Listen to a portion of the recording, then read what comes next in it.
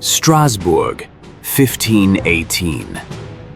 A woman steps into the street, arms trembling, eyes vacant. She begins to dance, wild, jerking movements as if possessed. 1 hour passes, then 2. She does not stop. Within days, dozens have joined her. No music, no celebration, just relentless, uncontrollable movement until feet bleed, ribs snap, and bodies collapse lifeless.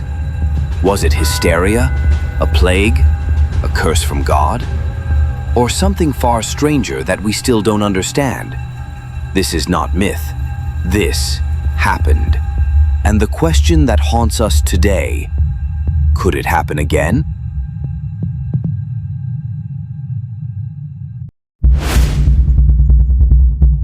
The year was 1518. The location, Strasbourg, a bustling town of the Holy Roman Empire.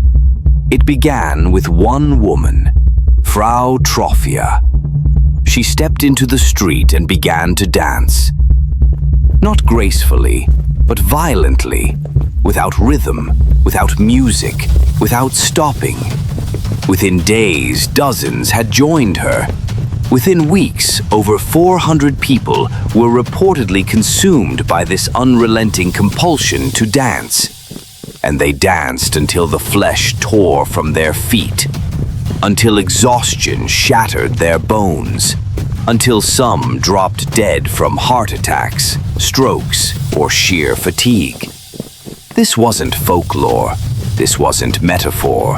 It was recorded by city officials, physicians, and even clergy.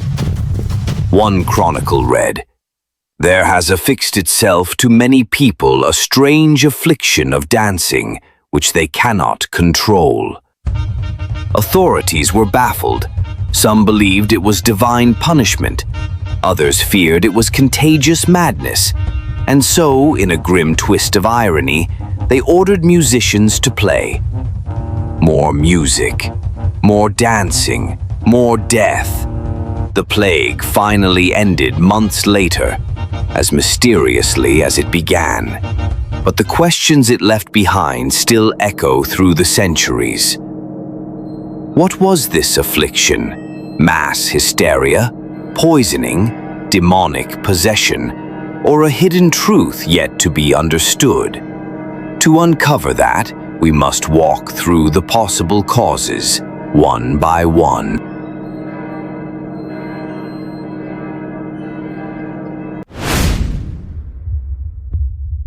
As historians and scientists race to explain the bizarre convulsions of 1518, one theory stood out: ergot poisoning.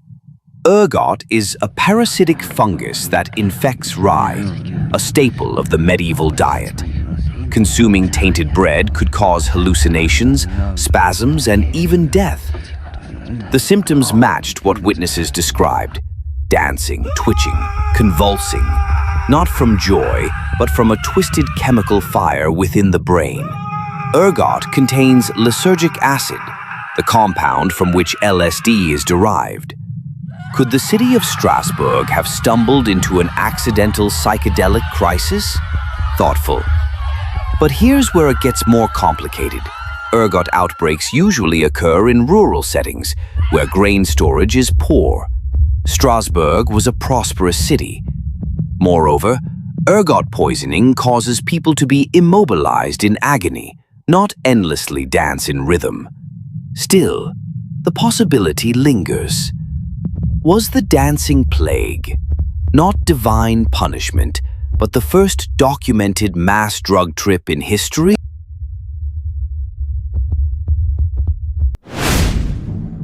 If not a toxin, then what? Some researchers believe the dancing plague was a powerful case of mass psychogenic illness, what we might call a collective mental breakdown. In times of extreme stress, the human brain can do extraordinary and terrifying things. Strasbourg in 1518 was a city on edge. Famine, disease, and religious fear haunted every street. Add to that medieval beliefs in curses and saints, and you have a population primed for something extraordinary. When one woman began dancing uncontrollably, others, already anxious, malnourished, and devout, followed, not because they wanted to, but because their minds couldn't resist. Sad. This was not faked, nor theatrical. These people were trapped in a neurological feedback loop, their minds and bodies hijacked by fear, suggestion, and cultural expectation. The body became an instrument of suffering, the mind its tormentor.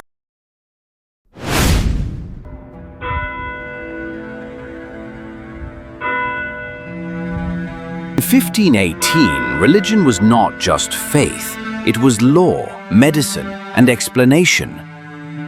To medieval Strasbourg, the dancing plague wasn't madness, it was divine punishment, or spiritual possession. Some believed the dancers were cursed by Saint Vitus, the patron saint of epilepsy and dancing.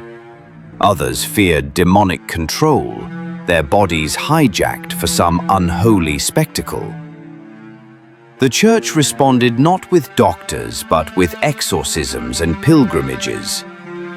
Authorities built a stage near a shrine of Saint Vitus, not to stop the dancers, but to let them continue, in hopes of dancing the curse out. It was a paradox. To cure the affliction, you had to let it burn. Pray harder, dance longer, bleed more.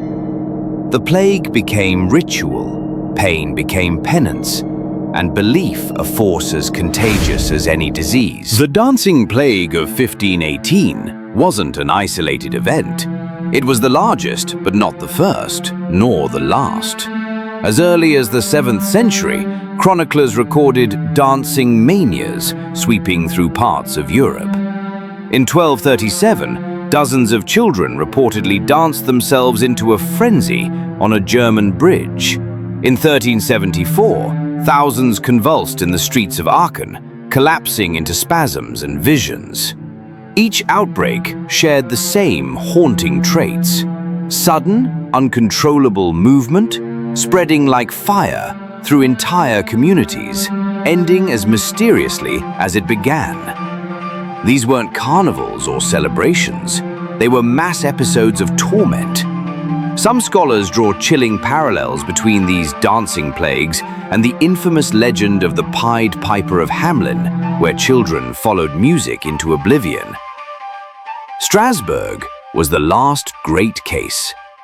After 1518, the dancing manias faded from history, leaving behind a single, terrifying question. What changed? Did humanity outgrow the affliction, or are we still one crisis away from bringing it back? For centuries, the dancing plague lived in the shadow between science and superstition. To the medieval mind, it was divine punishment or demonic possession. To modern researchers, it's a puzzle of psychology, environment, and culture. Each theory battles the next. Ergot poisoning, a chemical nightmare from infected rye. Mass psychogenic illness, fear weaponized by the mind itself. Religious ecstasy, faith pushed to the breaking point. Neurological disorder, a rare condition amplified by hysteria. The truth may not lie in one answer, but in a collision of all of them. What the dancing plague reveals is a terrifying fact.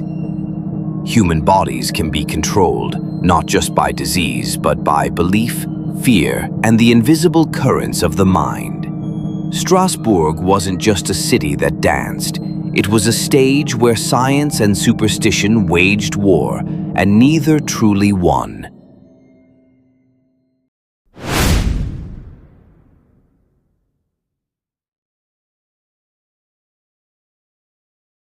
The Dancing Plague of 1518 isn't just a story about a city that lost control. It's a mirror. It reveals how fragile we are, not just in body, but in mind.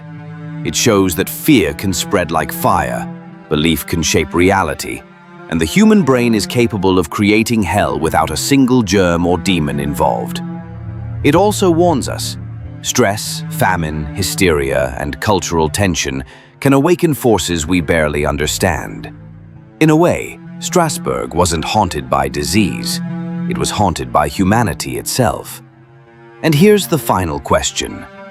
In our hyperconnected world, where anxiety spreads in seconds and belief travels at light speed, could the next plague of the mind already be forming?